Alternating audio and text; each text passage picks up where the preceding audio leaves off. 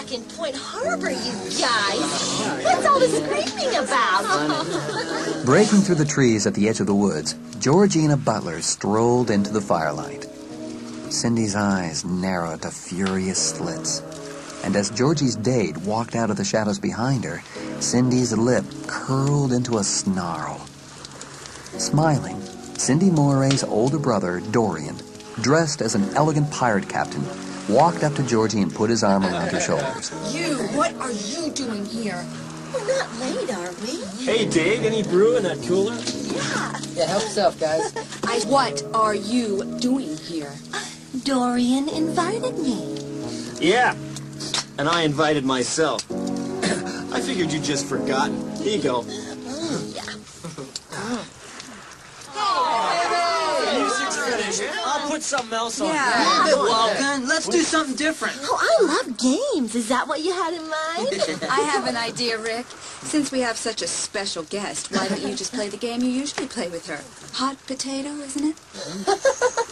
How about ghost stories? Huh? Unless everyone else is chicken. No, let's do it. Okay, we'll tell ghost stories. Yeah, all right. You go first, Rick. Yeah, Rick. When everyone had settled comfortably on the blankets, Rick leaned forward and began. Go on, make it a good one, man. Yeah, don't worry, no problem. Once upon a time, a couple. Charity had heard this old story a million times. It was regular Girl Scout material. But she felt a faint thrill of fear in spite of herself. I don't like this graveyard. We shouldn't be telling ghost stories here on Halloween. Oh, that stupid chair. Everyone here has been dead and gone since the turn of the century. They have nothing to do with you.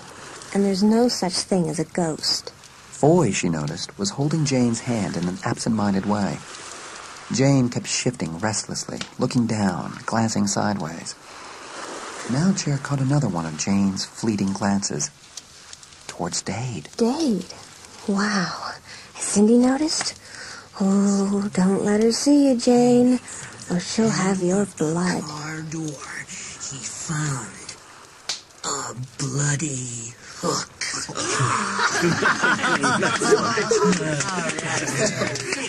A tried and true story, Rick. The hook, the car door, the whole bit. Great story, anyway. I like it. It's not so scary if you know how it ends. Hey, Jones, you got any stories? Nothing you haven't heard. I've got one. Far out, Dorian. Let's hear it. Whoa. Once upon a time, there was a vampire. A vampire on wheels, if you know what I mean. This vampire couldn't keep her teeth off other people's property or other people. She liked to take what wasn't hers.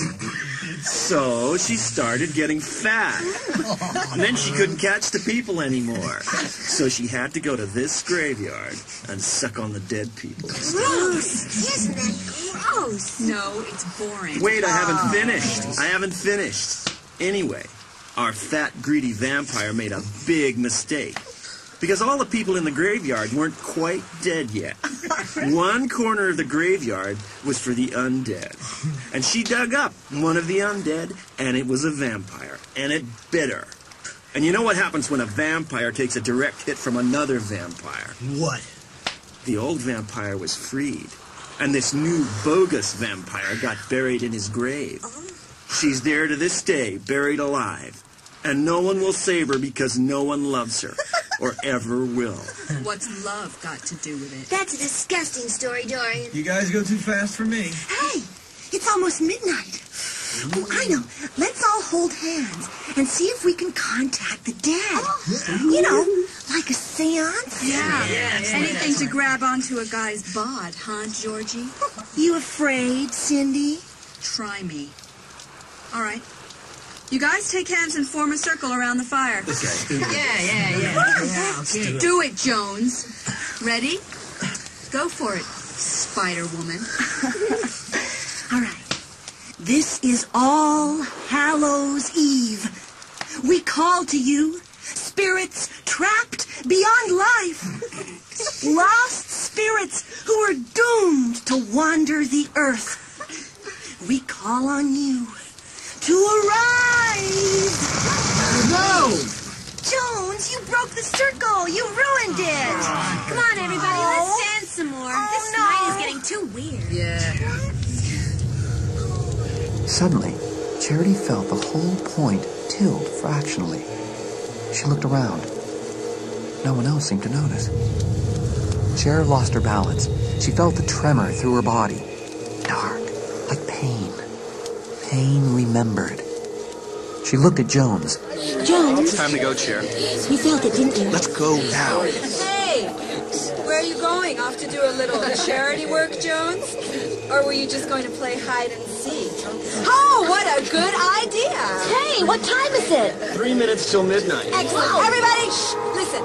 When I clap my hands, I want all the girls to hide, and then I will count to 20, and the guys can come look for you.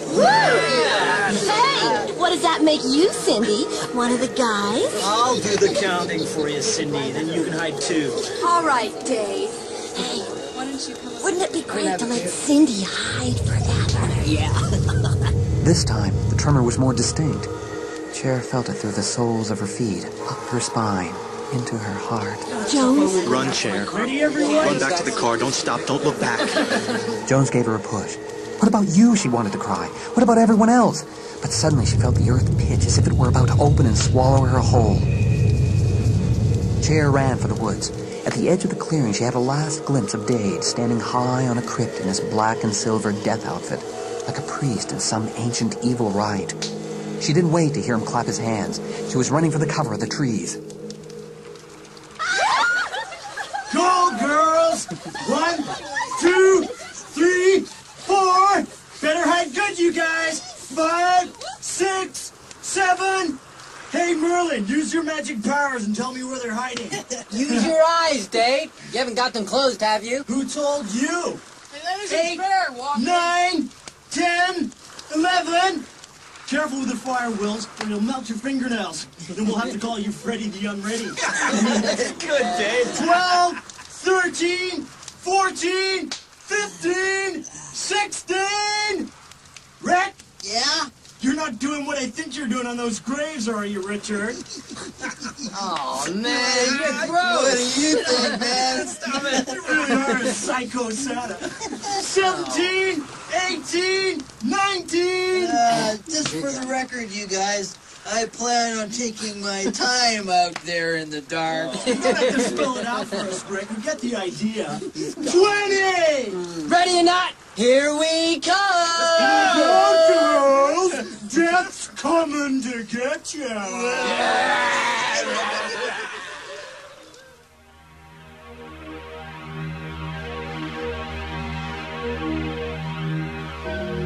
Cindy crouched beneath a broken-off monument, smiling to herself. When Dade got closer, she was going to jump out and give him the scare of his life. She could hear him now. Or maybe it wasn't Dade. That was an interesting possibility, too.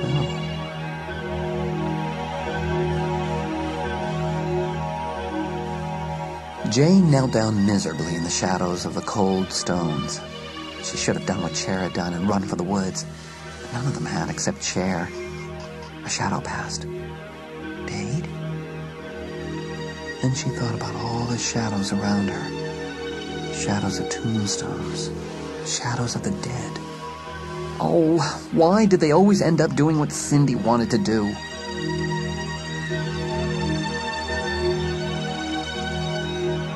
Foy gave his sorcerer's robe a yank. It kept catching on the underbrush. Slowly, he skirted the edge of the graveyard. Up ahead, he thought he saw a figure crouched in the shadow of the churchyard wall. Yes.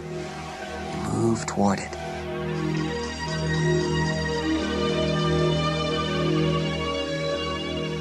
Georgie peered cautiously over the top of the angel's half-furled wing. Where was Dorian? Or Dade? Wouldn't that put Cindy in a twist? Her gaze swept the firelit clearing. Jones wasn't standing there anymore. Had he headed out into the woods after Cher? Stupid Charity. No one would ever find her in those woods. Someone was coming. She slid back down. Rick didn't care how much noise he made. It didn't matter who he found, unless it was Cindy, and she was glad to see him. and feeling like making some trouble to pass the time, which was not a bad idea. And Dade wouldn't care, would he? Dorian found a flat, worn-down stone and sat down on it. He lit a cigarette and waited. He wasn't about to go thrashing through a graveyard. He had better things to do. Will stumbled over something and cursed. Damn graveyard. Stupid game. He wrinkled his nose. Something stank. Then he saw the deeper shadow in the ground ahead of him. Had someone been digging? He stopped uneasily. Was that what smelled so bad? An open grave. Then he remembered that the graveyard was long unused. Whatever had been buried wouldn't smell anymore. Maybe something had fallen in, an animal or something, and hadn't been able to get out. Something made William Lawrence Howell turn. Something was standing behind him. Something big. Then the moon came out. What Will saw wasn't what he expected. He threw up his hand in a futile gesture of defense.